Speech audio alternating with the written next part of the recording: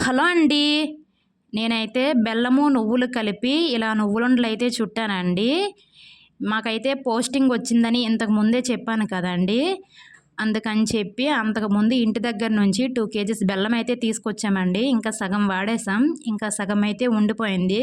ఎలాగో ఇంటికెళ్ళిపోతాం కదా! ఇంకా బెల్లం కూడా ఎక్కువ రోజులుంటే పాడైపోతుందని చెప్పి మా ఆయనతో మార్కెట్‌లో నువ్వులు తెప్పించి ఇలా బెల్లం పాకం పట్టేసి ఇలా నువ్వుండలైతే చేశానండి.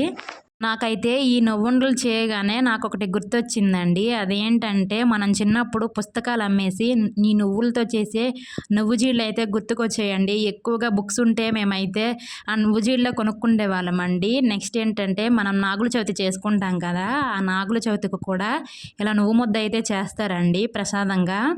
మీరు కూడా చిన్నప్పుడు అలానే బుక్స్ అమ్మేసి నువ్వు జీడలు కొనుక్కుండేవారా? ఒకవేళ కొనుక్కుంటే నాకు కమెంట్ చేయండి.